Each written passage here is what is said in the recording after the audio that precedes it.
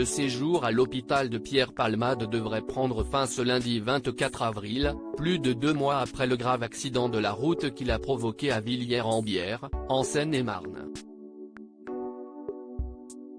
Transporté aux urgences avec les 3 autres victimes juste après le drame, l'humoriste de 55 ans a été testé positif à la cocaïne et aux médicaments de substitution. D'après ce qu'ont indiqué plusieurs médias, l'artiste faisait la fête depuis plusieurs jours sous l'emprise de stupéfiants dans sa maison de Célie-en-Bière. Ses addictions aux substances illicites étant bien connues dans le milieu du show-business, plusieurs de ses amis, tels que Michel Larocque et Muriel Robin, ont essayé de le raisonner. C'est aussi le cas de Christophe de Chavannes, d'après ce qu'il a confié à Society le 14 avril dernier. J'ai parlé à Pierre Palmade aussi, un soir, il y a très longtemps, au bain, a commencé l'animateur du nouveau talk-show de France 2, quelle époque. En faisant référence à la célèbre boîte de nuit parisienne Les Bains-Douches, située dans le 3e arrondissement de la capitale. L'ancien présentateur de La Roue de la Fortune n'a pas précisé l'année durant laquelle cette conversation a eu lieu. T'es en train de te foutre en l'air.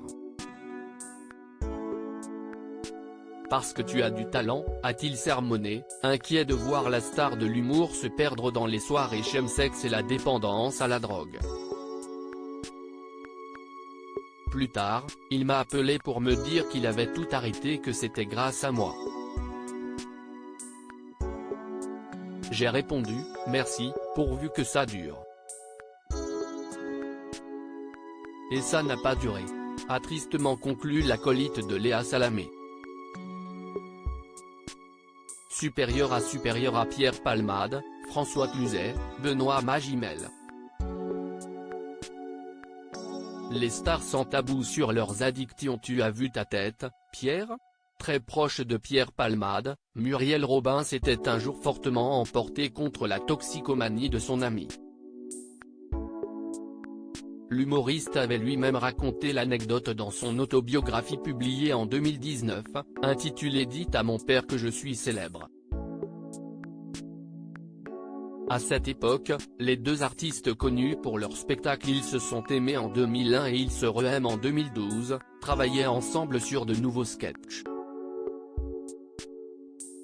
On est censé se retrouver 2 ou 3 fois par semaine pour travailler, mais j'annule de plus en plus souvent nos rendez-vous, expliquait l'auteur du livre, en reconnaissant que lorsque il est présent, il est bon à rien et ressemble à un fantôme pendant ses redescentes. Tu as vu ta tête, Pierre ? Tu m'emmerdes, tu ne peux pas aligner un mot devant l'autre, tu t'affales sur le canapé, tout juste si tu ne te mets pas à roupiller. On a du boulot, et toi, tu cours, avait reproché, excédé, la femme d'Anne Le Nain. Loin de laisser son ami partir à la dérive, Muriel Robin avait pris le taureau par les cornes, plus de temps pour que tu me sortes des idées à la con, ça ne m'intéresse pas. Va te laver. Le corps, l'esprit, les neurones. Et après, tu reviens. Crédit photo, Luc Castel.